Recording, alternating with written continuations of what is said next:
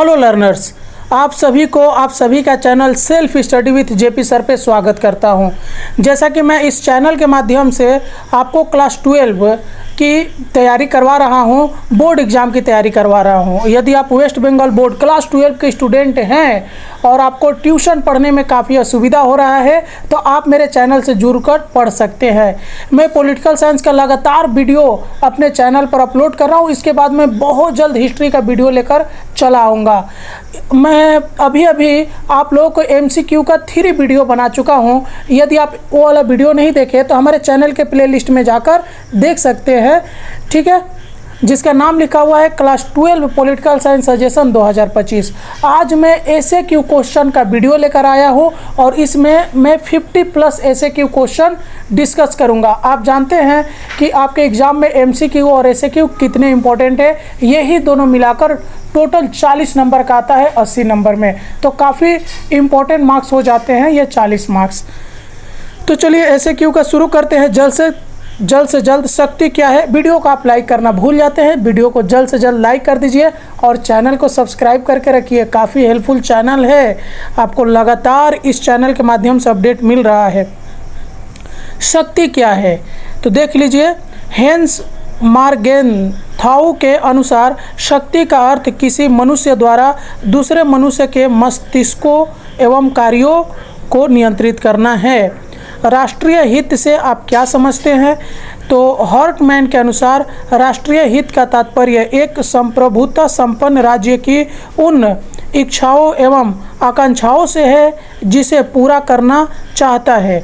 3 number देखिए, अंतर्राष्ट्रीय संबंध के किन्हीं 2 धारणाओं का उल्लेख कीजिए तो शक्ति और राष्ट्रीय हित। वैश्वीकरण से आप क्या समझते हैं तो वैश्वीकरण एक ऐसा प्रक्रिया है जो पूंजीवादी समाज एवं अर्थव्यवस्था के एक खास चरण का प्रतिनिधित्व करता है। वैश्वीकरण के किन्हीं 2 स्तंभों का नाम बताओ तो उदारवाद और विदेशी विनियोग। राष्ट्रीय हित के किन्हीं 2 उद्देश्यों को बताओ तो 1 नंबर उद्देश्य क्या है। राष्ट्रीय हित का उद्देश्य देश के प्राकृतिक, राजनीतिक एवं सांस्कृतिक पहचान की रक्षा करना है। 2 नंबर है राष्ट्रीय हित का उद्देश्य विदेशों में निवास करने वाले नागरिकों की सुरक्षा, कूटनीतिज्ञों की सुविधाओं की गारंटी इत्यादि लेना है। शक्ति के किन्हीं 2 तत्वों का उल्लेख करो तो एक जनसंख्या है और दूसरा प्राकृतिक संसाधन है। उसके बाद देखिए 20 इयर्स क्राइसिस पुस्तक कौन लिखा है तो ये है E.H. कर्ने। प्राथमिक राष्ट्रीय हित क्या है तो प्राथमिक राष्ट्रीय हित वह हित है जो किसी राष्ट्र के लिए परम आवश्यक है, जिसका कोई भी राष्ट्र समझौता नहीं कर सकता। इसके अंतर्गत राज्य की अपनी सीमाएं, भूभाग की सुरक्षा, अखंडता, राजनीतिक तथा सांस्कृतिक विशेषता को बनाए रखने को शामिल किया जाता है। आगे यदि आप इसके PDF चाहते हैं तो इस वीडियो के डिस्क्रिप्शन में मेरा WhatsApp नंबर दिया है, वहाँ से आप जुड़ सकते हैं। राष्ट्रीय हित के किन्हीं 2 प्रकारों का नाम बताओ तो अस्थायी राष्ट्रीय हित और सामान्य राष्ट्रीय हित। राष्ट्रीय हित को सुरक्षित रखने के किन्हीं 2 उपायों का उल्लेख कीजिए तो आपका 2 उपाय। 1 नंबर है कि राष्ट्रीय हित को सुरक्षित रखने के तहत देश की सरकार रेडियो, दूरदर्शन, समाचार पत्र आदि के माध्यम से अपनी विदेश नीति का प्रचार करती है। 2 नंबर राष्ट्रीय हित की सुरक्षा के लिए धनी एवं विकसित देश गरीब एवं विकासशील देशों को आर्थिक सहायता या ऋण प्रदान करते हैं। शीत युद्ध किन 2 देशों के बीच आरंभ हुआ था तो सोवियत रूस एवं संयुक्त राज्य अमेरिका। उसके बाद बांडुंग सम्मेलन का आयोजन कब किया गया था तो 1955 AD में। गुट निरपेक्ष आंदोलन का नेतृत्व किसने किया था तो भारत के प्रधानमंत्री जवाहरलाल नेहरू एवं इंडोनेशिया के राष्ट्र प्रधान सुकार्नो ने गुट निरपेक्ष आंदोलन का नेतृत्व किया था। गुट निरपेक्ष आंदोलन में शामिल राष्ट्र प्रधानों के नाम बताओ तो भारत के प्रधानमंत्री जवाहरलाल नेहरू, मिस्र के राष्ट्रपति नासिर युगोस्लाविया के मार्शल टीटो और घना के राष्ट्रपति नाक्रुमा एवं इंडोनेशिया के प्रधान सुकार्नो। गुटनिरपेक्ष का प्रमुख सिद्धांत क्या था? तो पूंजीवाद एवं समाजवादी खेमे से दूरी बनाए और शांतिपूर्ण सहअस्तित्व का सिद्धांत। पंचशील समझौता कब एवं किसके बीच हुआ था? तो 1954 ईस्वी में भारत के प्रधानमंत्री जवाहरलाल नेहरू एवं चीन के राष्ट्र प्रधान चाओ एन लाई के बीच। पंचशील के किन्हीं दो सिद्धांतों का नाम बताओ? तो उपनाक्रमण और शांतिपूर्ण सह अस्तित्व। गुट निरपेक्ष आंदोलन का 7वां सम्मेलन कब और कहाँ हुआ था? तो 1989 ईस्वी में नई दिल्ली में। वैश्वीकरण के दो उद्देश्यों का उल्लेख करें तो अंतर्राष्ट्रीय व्यापार का विकास, विभिन्न देशों के बीच मुद्रा एवं विनिमय के अन्य साधनों की गतिशीलता। विश्व के दो आर्थिक सहायता देने वाले संगठन का नाम बताओ? तो विश्व व्यापार संगठन, विश्व बैंक और अंतर्राष्ट्रीय मुद्रा कोष। कूटनीति क्या है? तो कूटनीति राष्ट्रीय हित को सुरक्षित रखने का एक प्रमुख तरीका है। कूटनीति प्रोत्साहन, समझौता एवं बल प्रयोग की धमकी इत्यादि के द्वारा अपने राष्ट्र का हित साधना होता है। शीत युद्ध में अपनाई गई किन्हीं दो पद्धतियों का उल्लेख करिए। 1 नंबर परमाणु शस्त्रों की होड़ है और अंतरिम अभियान की होड़। उसके बाद है क्यूबा संकट कब घटित हुआ था? तो अक्टूबर 1962 में। साल्ट का पूर्ण रूप क्या होता है? तो साल्ट का होता है स्ट्रेटेजिक आर्म्स लिमिटेशन ट्रीटी। उसके बाद है ग्लासनास्ट क्या है? तो ग्लासनास्ट देखिए, ग्लासनोस्त एक सोवियत नीति थी जिसका उद्देश्य सोवियत रूस के सरकारी संस्थानों एवं क्लबों में खुलेआम एवं पारदर्शिता को बढ़ावा था। इस नीति का संरक्षण मिसाइल गोर्बाचेव ने किया था। किस सोवियत नेता ने शांतिपूर्ण सह अस्तित्व के प्रचार की याचना की थी? तो मिखाइल गोर्बाचेव। तनाव में शिथिलता और नीति युद्ध के बीच मुख्य अंतर क्या है? तो शीत युद्ध 2 या 2 से अधिक राष्ट्रों के बीच लड़ा जाने वाला एक ऐसा युद्ध है जो किसी मैदान में नहीं बल्कि मनुष्य के मस्तिष्क में लड़ा जाता है। जबकि दितांत का अर्थ है तनाव से शिथिलता, जिससे शीत युद्ध समाप्ति की ओर बढ़ा है। शीत युद्ध की शुरुआत के लिए कौन सा सम्मेलन उत्तरदायी है? तो ये कौन सा सम्मेलन उत्तरदायी है? पोट्सडम सम्मेलन 1945 में। ट्रूमैन सिद्धांत किसे कहते हैं? तो 12 मार्च 1947 ईस्वी को अमेरिका राष्ट्रपति ट्रूमैन ने साम्यवादी विचारधारा के प्रचार को रोकने के लिए घोषणा किया कि दुनिया में जहां कहीं भी शांति भंग करने वाला प्रत्यक्ष या परोक्ष आक्रमण कार्य होगा वहां संयुक्त राज्य अमेरिका की सुरक्षा संकट में मानी जाएगी और वह उसको रोकने के लिए पूरा प्रयत्न करेगा।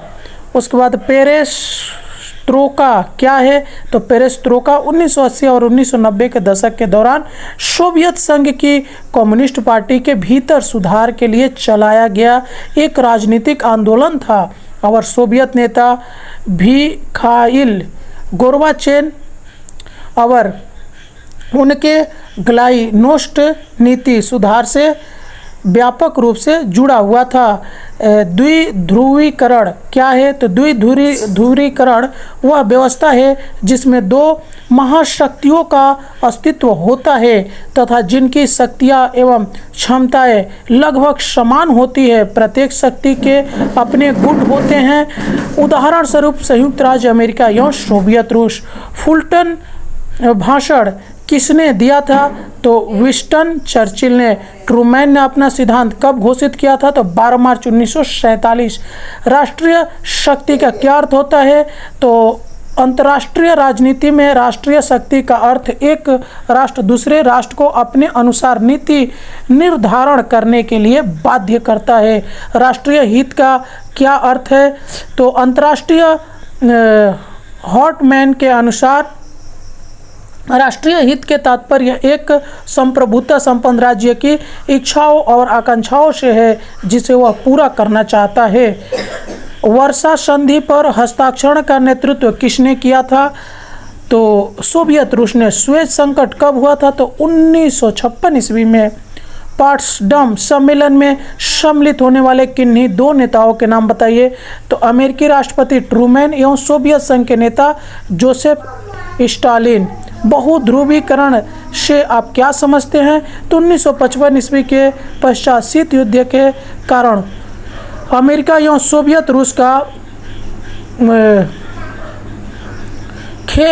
खेमा कमजोर पड़ने लगा एवं शक्ति के अनेक नए केंद्र उभर कर आए। इन्हें ही बहुध्रुवीकरण कहा जाता है। शीत युद्ध क्या है?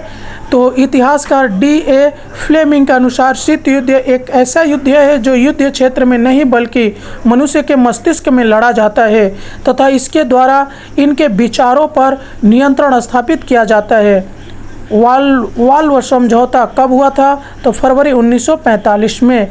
मार्शल योजना क्या है? तो अमेरिका सचिव मार्शल ने 23 अप्रैल 1947 ईस्वी को इस बात पर जोर दिया कि यदि समय रहते यूरोप पुनर्निर्माण तथा इन देशों से व्याप्त बेकारी, भूखमरी, निर्धनता, साधनहीनता और अव्यवस्था को समाप्त करने के उद्देश्य से मार्शल योजना शुरू किया। मार्शल योजना का मुख्य उद्देश्य क्या था? साम्यवाद के अवरोध की नीति।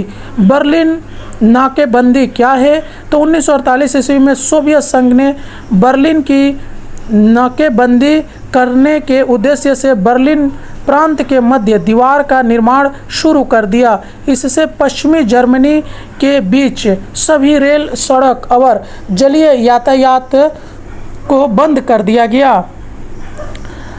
इसे ही बर्लिन नाकेबंदी के नाम से जाना जाता है। नाटो का पूरा नाम क्या है? तो नॉर्थ अटलांटिक ट्रीटी ऑर्गेनाइजेशन। शीटो का पूरा नाम क्या है? तो south east Asian treaty organisation. Cuban missile संकट क्या है? तो 1962 ईस्वी के आसपास सोवियत संघ ने कास्त्रो की सरकार को आर्थिक मदद देकर क्यूबा में नए अड्डे कायम कर लिए। इन अड्डे में रॉकेट और मिसाइल रखे जाने लगे। इससे अमेरिका की सुरक्षा को खतरा उत्पन्न हो गया। 22 अक्टूबर 1962 ईस्वी के कैनेडी ने क्यूबा की नाकेबंदी की घोषणा की जिसका उद्देश्य क्यूबा में सोवियत संघ के जहाज़ों को प्रवेश से रोकना था। इस परिस्थिति में क्यूबा को केंद्र कर दोनों देशों में युद्ध की स्थिति उत्पन्न हो गई जिसे क्यूबन मिसाइल संकट के नाम से जाना जाता है। द्विध्रुवीकरण राजनीति क्या है? तो द्विध्रुवीकरण वह व्यवस्था है जिसमें दो महाशक्तियों का अस्तित्व होता है तथा जिनकी क्षमताएं प्रायः तुलनात्मक होती है। द्वितांत शब्द का अर्थ क्या है? तो द्वितांत फ्रांसीसी भाषा का शब्द है जिसका शाब्दिक अर्थ है तनाव में शिथिलता। तृतीय विश्व शब्द का प्रयोग सर्वप्रथम किसने और कब किया था? तो फ्रांसीसी विद्वान अल्फ्रेड शवी ने 1952 ईस्वी में तृतीय विश्व शब्द का सर्वप्रथम प्रयोग किया था। वैश्वीकरण को नियंत्रित करने वाले तीन प्रमुख संस्थाएं कौन कौन हैं? तो वैश्वीकरण को नियंत्रित करने वाले तीन प्रमुख संस्थाएं हैं विश्व बैंक, अंतर्राष्ट्रीय संप्रभुता और विश्व व्यापार संगठन। उदारीकरण क्या है? तो उदारीकरण वह प्रक्रिया है जिसके द्वारा देश के शासन तंत्र द्वारा अपनाए जा रहे लाइसेंस, नियंत्रण, कोटा, प्रशुल्क आदि प्रशासकीय अवरोधों को कम किया जाता है। बाकी देश को आर्थिक विकास के मार्ग पर अग्रसर किया जा सके। मार्शल टीटो कौन था? तो मार्शल टीटो यूगोस्लाविया के राष्ट्रपति और गुटनिरपेक्ष आंदोलन के नेता थे। पंचशील के सिद्धांतों की घोषणा सर्वप्रथम कब हुई थी? तो 1954 ईस्वी में। CTBT क्या है? तो ये है comprehensive test ban treaty. Churchill ने फुलटन भाषण कब दिया था? तो 5 मार्च 1946 को। पंचशील के सिद्धांत की घोषणा सर्वप्रथम किसने किया था? तो जवाहरलाल नेहरू और चीनी राष्ट्रपति चाउ एन लाई ने। वर्तमान में गुटेन आंदोलन के सिद्धांत का उल्लेख कीजिए। तो आपसी सहयोग शीटो क्या है? तो शीटो दक्षिण पूर्वी एशिया का एक संगठन है जिसका पूरा नाम है शीटो, जिसका पूरा नाम शायद यहाँ पे कुछ मिस्टेक लिखा गया है। इसके सदस्य देश है America, Britain, France, Australia, New Zealand, Pakistan, Thailand और फिलीपींस। इस संगठन का उद्देश्य चीन के बढ़ते कदम को रोकना था। इसकी स्थापना 1954 ईस्वी में हुई थी। तो इस वीडियो में बस इतना ही। मिलते हैं किसी और वीडियो में, तब तक के लिए जय हिंद।